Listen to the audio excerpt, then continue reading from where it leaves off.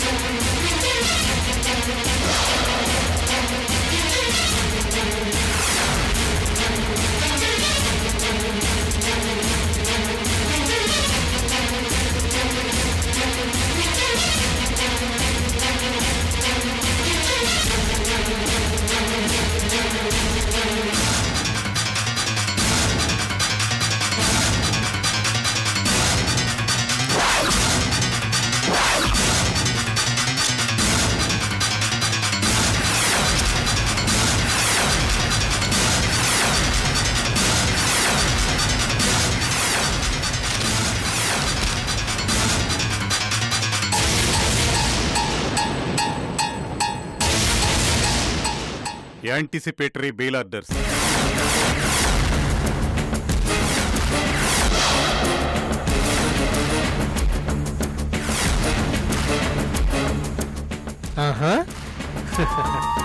Madam గారు murder చేసేశారు, ఏ క్షణానైనా arrest చేస్తారు అని ముందుగానే డిసైడ్ అయిపోయారా? నోనో, మృణాలిని దేవి గారి మర్డర్ చేయలేదు. మరైతే ఈ ఆర్డర్స్ ఎందుకు తీసుకున్నారమ్మా? ఇండైరెక్ట్ గా నేరం ఒప్పుకుంటున్నట్టే కదా. మీరు కావాలనే మేడం నీ కేసులో ఇరికించి అరెస్ట్ చేస్తారని ముందే జాగ్రత్త పడ్డాం. నోరు ముయ్యరా! డిపార్ట్మెంట్ జీతం తీసుకుంటూ ఆ మృణాలి వెంట కుక్కలా తిరగడానికి సిగ్గులేదు.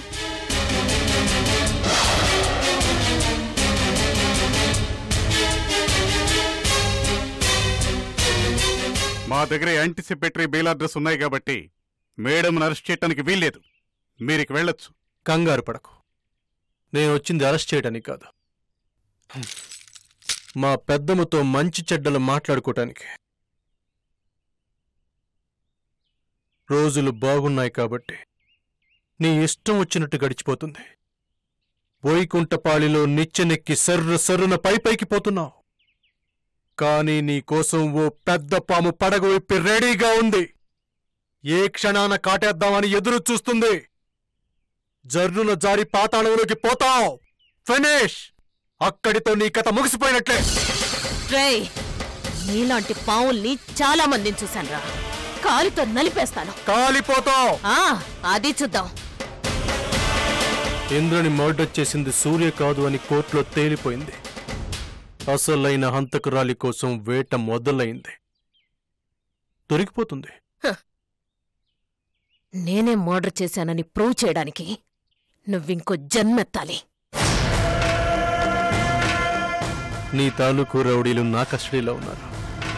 అప్రూవర్స్గా మారిపోయారు. నీకు సంబంధించిన చేదు నిజాలని కోర్టులో చెప్పబోతున్నారు.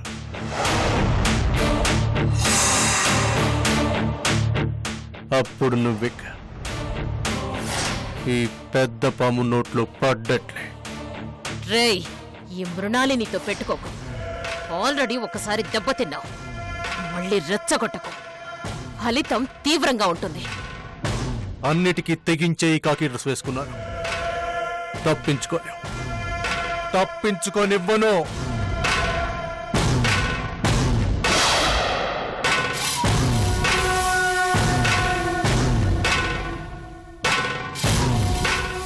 అది చెప్పేద్దామని వచ్చాను.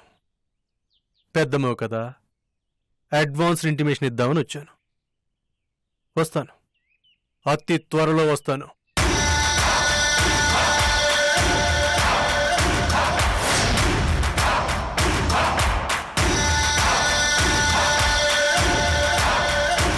వాడేంటి మేడం అలా బెదిరించి వెళ్తున్నాడు?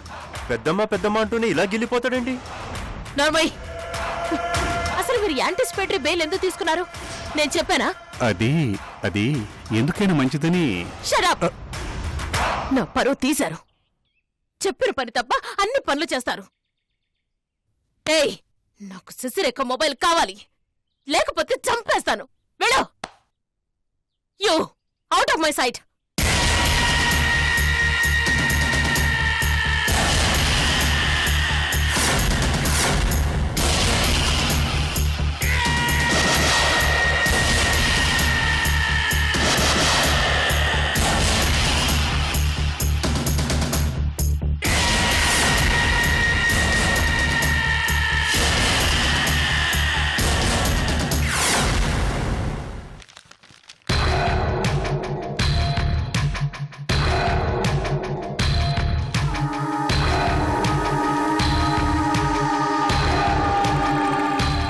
ఈరోజు కోర్టులో కేసేమైందో. ప్రతాప్ గారికి ఫోన్ చేద్దామంటే మొహం చెల్లటం లేదు. ఎవరిని అడగాలి? న్యూస్ ఎలా తెలుస్తుంది?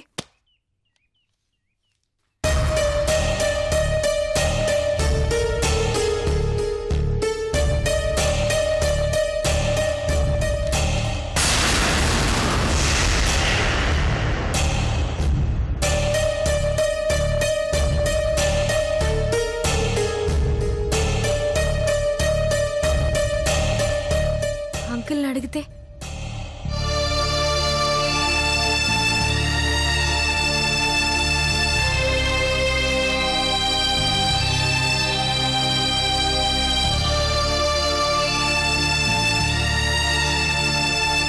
కేసు గురించి తెలుసుకోవాలని టెన్షన్ పడుతున్నట్లుంది పాపం.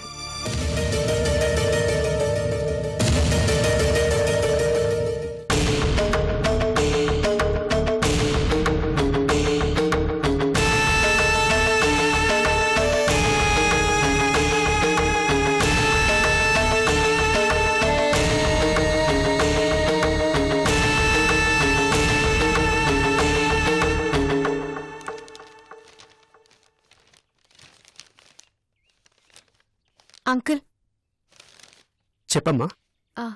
అదే కేసేమైంది? ఏ కేసు? అదే ఇంద్ర మర్డర్ కేస్.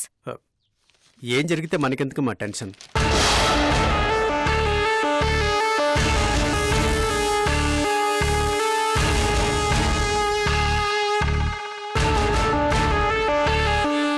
నాకేం టెన్షన్ లేదు. జస్ట్ క్యాజువల్గా తెలుసుకుందామని అంతే.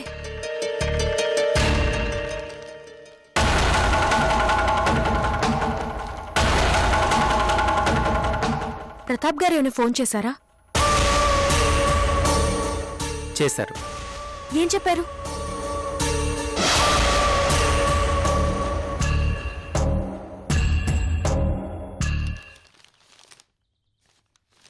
తను వేసుకున్న కాకిటస్కి న్యాయం చేస్తున్నానని చెప్పమన్నాడమ్మా. నీ సహాయం, నీ దగ్గరున్న వీడియో సహాయం లేకుండానే సూర్యుని కేసు నుంచి బయటపడేలా చేశానని చెప్పమన్నాడమ్మా.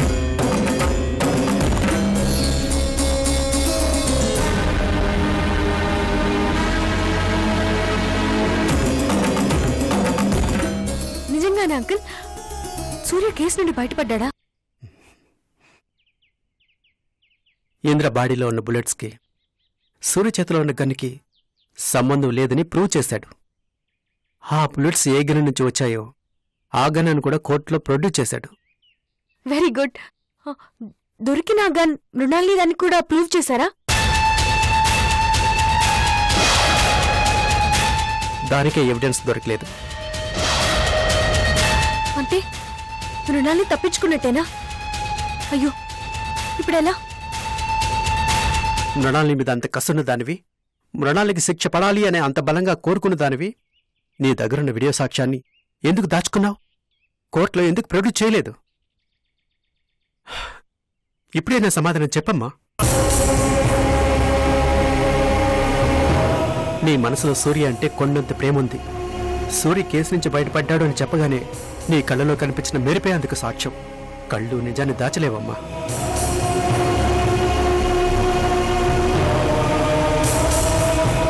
అంకుల్ సూర్య నిర్దోషి. నా కారణంగా జైలు పాలయ్యాడు. అందుకే కేసు నుండి బయటపడ్డాడని తెలియగానే సంతోషపడ్డాను. That's all. అంతేగాని మెరుపు ప్రేమ అంటూ పనికి మాలిన లింకులు పెట్టకండి. బుకాయించుకమ్మా. నీకు సూర్య అంటే ప్రేముంది. లేదు లేదు లేదు. ప్రేమ సంగతి పక్కన పెట్టండి. అసలు అతనితో నాకు ఎలాంటి రిలేషన్ లేదు. అతనెవరో నేనెవరో. అదే నిజమైతే సూర్య నిన్ను చూడాలి అనుకుంటున్నాడని చెప్పగానే నువ్వు జైలుకి వెళ్ళి అతన్ని కలుసుకునేదానివే కాదు, మా మాట వినేదానివే కాదు. ఎంత తెలివైన వాళ్లైనా కొన్ని బలహీన క్షణాల్లో తెలియకుండా తప్పులు చేస్తారు. నేను సూర్యుని పెళ్లి చేసుకోవటం అలాంటి తప్పే. సూర్య కోసం ఆరాటపడటం అలాంటి తప్పే. పిచ్చిదాన్లా మొన్న జైలుకి వెళ్లి సూర్యుని కలటం కూడా అలాంటి తప్పే. ఆ తప్పుల్ని తప్పులుగానే చూడండి, అంతే తప్ప దీన్ని బట్టి మీ ఇష్టం వచ్చినట్లు ఊహించుకొని సొంత నిర్ణయాలకి రాకండి. మేమే లైలా మజ్నూలమో సలీం అనార్కులమో కాదు. జస్ట్ సూర్య శశిరేఖలం. మాదేం అపురూపమైన బంధం కాదు. జస్ట్ అవసరం కోసం ఏర్పడిన బంధం. అర్థమైందా? అని నువ్వు అనుకోగానే సరిపోదు, మరెవరనుకోవాలి? సూర్య కూడా అనుకోవాలి. Let him go to hell. అతని నిర్ణయంతో నాకు సంబంధం లేదు. శశిరేఖ, ఎందుకింత మొండిగా మాట్లాడుతున్నావమ్మా? మొండితనం ఏ ఒక్క రాస్తి కాదు. నాకు ఆత్మాభిమానం ఉంది, నాకు ఈగో ఉంది. దాన్ని రెచ్చగొడితే ఊరుకునేది లేదు, అది ఎవరైనా సరే. లాభం లేదమ్మా. నా గుండెలో దాచుకున్న నిజం చెప్పేస్తాను. ఇలా మీ జీవితాలు నాశనం అవుతుంటే ఇక చూస్తూ ఊరుకోలేను.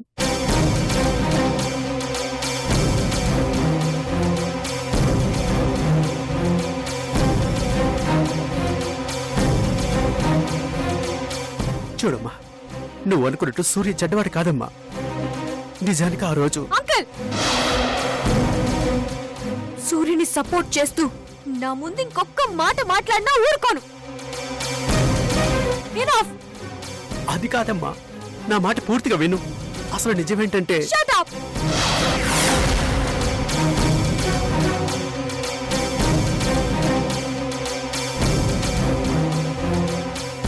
చూడండి అంకుల్, మీ పెద్దరికం మీదున్న గౌరవంతో ఇంతవరకు ఆవేశాన్ని కంట్రోల్ చేసుకుంటున్నాను.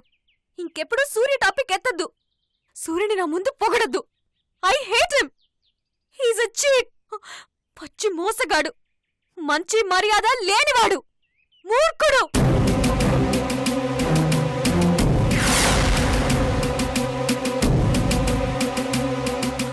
మనిషి విలువ, మనసు విలువ తెలియనివాడు.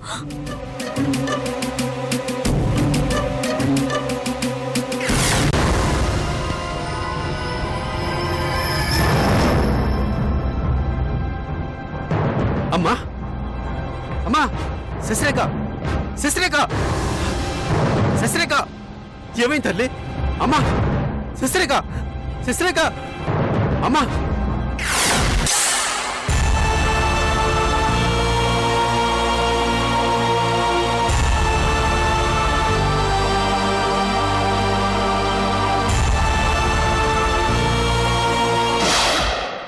ఓ, మంగరాజు గారు స్వామీజీ గారు చెప్తే కాని మీకు మా మీద నమ్మకం కుదరలేదన్నమాట. వాళ్ళు చెప్పబట్టే నేనే రాజేశ్వరీదేవిని అని గుర్తిస్తున్నారన్నమాట. రేపో మాపో వాళ్ళు మనసు మార్చుకొని పొరపాటు పడ్డాం, ఆవిడ నిజమైన రాజేశ్వరీదేవి కాదు, హవేలి నుండి తరిమేయండి అంటే ఏం చేస్తారు? ఎందుకింత మూర్ఖంగా ప్రవర్తించాం? ఎందుకు మా రాజేశ్వరీదేవి గారిని బాధ పెట్టాం? భగవంతుడా, ఎందుకలా చేశాం?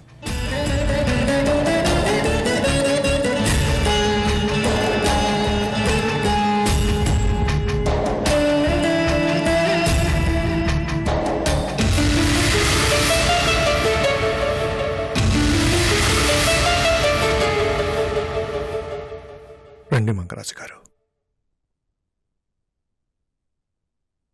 నమస్కారం రాజావారు. నమస్తే.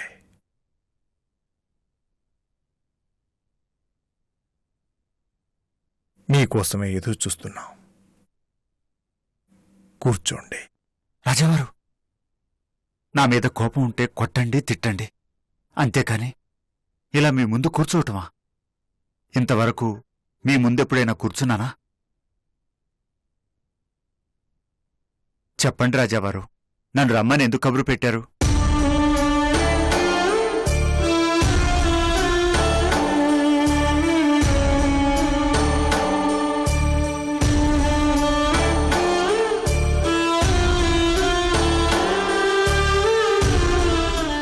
మనస్ఫూర్తిగా క్షమాపణలు అడగాలనిపించి రమ్మన్నావు. మమ్మల్ని క్షమించండి మంగరాజు గారు. రాజావారు, తప్పు. మీరు నన్ను క్షమాపణ అడగటమేంటి? ఎంతో విలువైన సహాయం చేశారు. మా రాజేశ్వరీదేవి గారిని తిరిగి మాకు దక్కేలా చేశారు. మీకు కృతజ్ఞత చెప్పాల్సింది పోయి కృతజ్ఞుడిలా ప్రవర్తించాం. నిష్ఠూరంగా మాట్లాడి మిమ్మల్ని బాధ పెట్టాం. అది నా మీద కోపం కాదు, రాజేశ్వరీదేవి గారి మీదున్న ప్రేమ. కొండంత ఆ ప్రేమకు రాజేశ్వరీదేవి గారిని దూరం చేశాను అన్న ఆ బాధలో అలా మాట్లాడారు. అర్థం చేసుకున్నాను రాజావారు.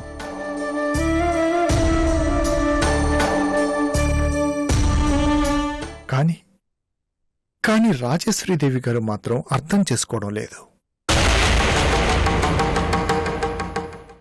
అదేంటి రాజావారు? కేవలం పిలుపుకి మాత్రమే మమ్మల్ని రాజావారిగా గుర్తిస్తున్నారు. నలుగురి కోసం, నలుగురి మధ్య మాత్రమే మమ్మల్ని రాజావారు అని పిలుస్తాము అంటున్నారు.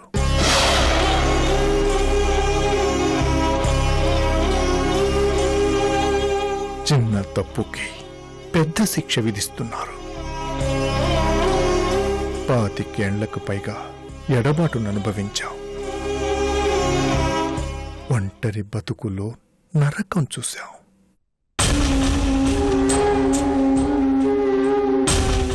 హవేలీలో అడుగు పెట్టగానే ఆమెని రాజేశ్వరీదేవిగా గుర్తించి అంగీకరించకపోవడం మా తప్పే, ఒప్పుకుంటున్నాం. కానీ అందుకు కారణం ఉంది. రాజేశ్వరీదేవి గారు మా పాలిట దేవత, సర్వస్వం.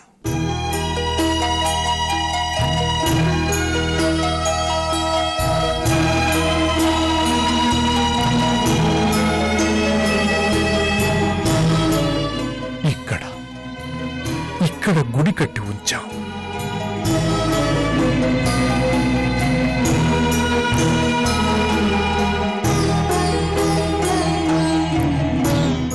ఆమె చనిపోయారు అన్న నిజాన్ని ఒప్పుకొని తట్టుకుని నిలబడడానికి కొన్నేళ్లు పట్టింది. అందుకే రాజేశ్వరీదేవి గారు బతికొచ్చారు అన్న నిజాన్ని మా మనసు వెంటనే ఒప్పుకోలేదు. మానసిక సంఘర్షణ అనుభవించావు. ఆ దేవత స్థానం ఎంతో పవిత్రమైంది. తొందరపాటు నిర్ణయం దాన్ని అపవిత్రం చేస్తావేమోనన్న భయం. ఆ భయం వల్లే వెంటనే ఆమెని మా రాజేశ్వరీదేవి గారిలా అంగీకరించలేకపోయాం.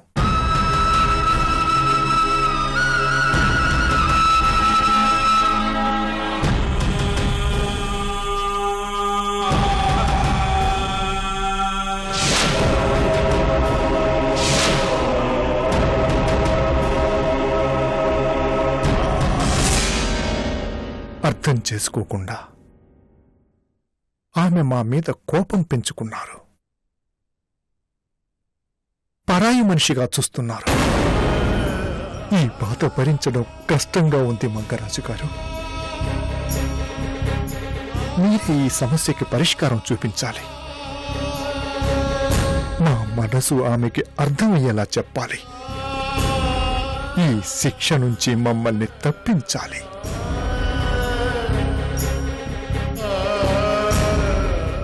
అది కేవలం మీ వల్లే సాధ్యమవుతుంది మంగరాజు గారు.